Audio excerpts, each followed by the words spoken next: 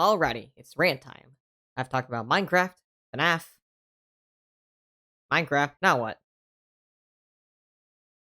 You know, I do love Gang Beasts, and ooh, there's this Roblox game I think is really underrated. Yep, you read my mind. Now, only what about Minecraft? So, Minecraft. Again! Yeah, we've got a lot of variety here on the Dante YouTube channel. Anyways, tell me, what do you think of when you first hear Minecraft? Maybe the creeper, or a pig, or a simple dirt block. Or maybe, just maybe, you think of our good old boy, Steve! But what makes this guy in a shirt and pants so special? Special to where everyone was pissed off when they put Jack Black as him in the movie. Well, I think Steve works really well as a video game protagonist, and I don't think enough people talk about it. So yeah, prepare yourselves for 7 or so minutes of me rambling about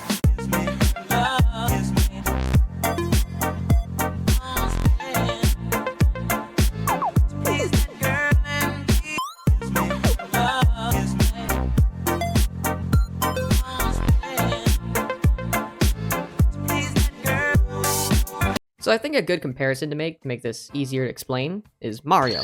Mario is one of, if not the icon of gaming. Everyone knows what a Mario is. Your parents, your grandma. Hell, I bet the secluded tribes probably mistook him for a deity and have a shrine dedicated to him. You know, doing ritual dances so he can make it rain spaghetti. Anyways, why Steve works so well as a protagonist? Number 1, design.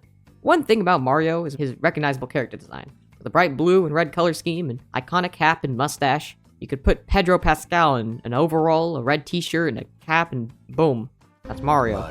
Hell, make him look like your Uncle Tony and sound like a chain smoker, and you'd still say that's Mario. So, how does Steve compare?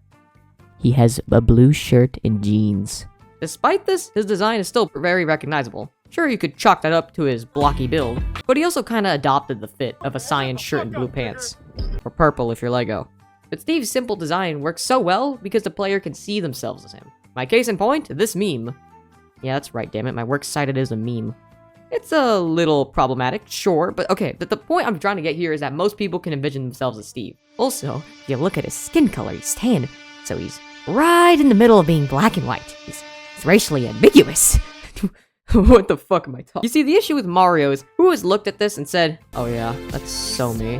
When you're playing a Mario game, you never really feel like you're him on the adventure. It's more like you're cheering him on, or yelling at him if he fucks up. But when you're playing as Steve, you feel that's you going on this adventure. You're the one exploring this land. You're the one discovering all of these temples. And you're the one committing war crimes. I think that's why most people thought Steve's beard was a smiley face for the longest time. If you're a kid, it's probably easier to see yourself in a clean-shaven guy than a guy with a beard. Unless there are kids out there with fucking goatees. Another comparison I'm gonna make is Spider-Man. Okay, stay with me here. But one thing about Spider-Man is that his mask lets any kid imagine themselves as him. It kinda works the same way with Steve. Anyone can wear the mask. Wait, is that blackface? Hell, before they added all of these Joe Schmoes, we had the alternate versions of Steve in the Legacy Edition, like Prisoner Steve or Athletic Steve. Mojang, what the hell are we doing here? And the new guys, well, they're not bad, but the thing is except for Alex, they weren't really meant to be the single default character, more like an option in a character select. Originally, Steve was all you had. Steve was all you needed. Then they added Alex, cause, you know, girls play too, but Steve is way more recognizable. Like, his whole aura is that of a guy you'd find at the gas station. And that's what makes him so approachable and identifiable. I'm using big boy words today. Now, some might argue that Mario is also a flexible character where you could put him in any genre and it'll work, and that's sorta true. In one game, he can be curb stomping turtles, and the next, he's violating traffic laws. Now he's responsible for your colonoscopy. But here's the thing, which is also my next point. Number 2, there is no canon Steve. You can make as many videos as you want where Mario's an asshole, psychopath, or racist. But the definitive or canon version of Mario will always be the version of him in the games.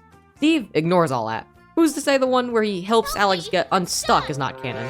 Sure, there's Mojang's depictions of him in the trailers, but I think the fact that Smash Bros. Not even paying attention to it, and the Minecraft movie portraying him completely differently, shows that there really is no definitive version of Steve. Like, in Smash Bros, he's just this emotionless crusader who doesn't really give a shit and is unfazed by everything, and in the Minecraft movie, we'll get to that. It's here where Steve goes beyond just being a fictional character controlled by the player. He's a direct reflection of a player. He's more of an idea than a man. Steve is a character defined by the player. Your gameplay as Steve is canon. Anything and everything players have done as Steve is canon. So what have you done? But why stop there? The animations might as well be canon. The anime Steve that hugs anime Minecraft girls, that's probably canon. And it's a reflection of you, horny fucks, in your fantasies. The Steve that was a fat ass? I don't even fucking know. You are the Steve who ran a villager concentration camp. You are Steve. We are Steve. Steve is you. So anyways, Steve, alongside not having a canon personality, doesn't have much of a backstory, which goes to my next point. Number 3-ish. He represents his game. Minecraft in general doesn't have much of a story. Sure, there's lore and stuff that game theory can dig into, like Minecraft could be a story about preserving the environment or Steve being a lonely god or some shit. But at the end of the day, it's all just interpretation. I could come up with my own lore of Minecraft. Maybe all the skeletons and zombies are past Steves who died and he's in this endless cycle, forced to face his own failures. Or I could come up with some explanation to all the other versions of Steve in the Legacy Edition. Who knows, maybe there's a Steve multiverse. A Steve-verse. Hell yeah, Steve, Shattered Dimensions for the Xbox 360.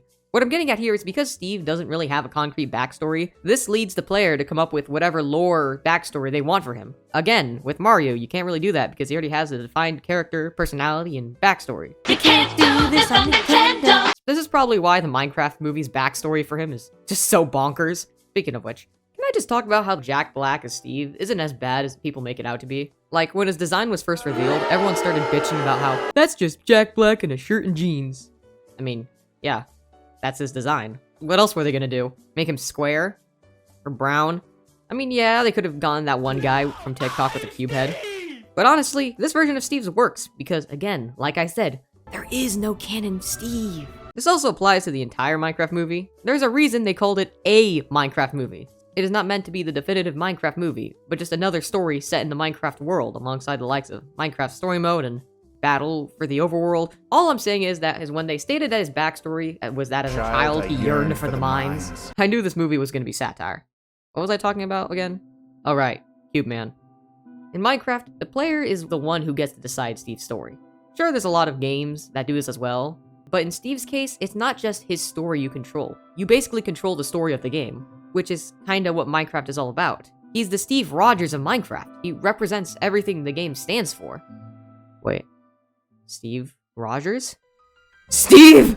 Everything is Steve! The zombie is Steve! The pig is Steve! Holy shit, the fucking walls are Steve! Both Steve and Minecraft's story is up to you and is based on whatever you decide to do and how you'd interpret it.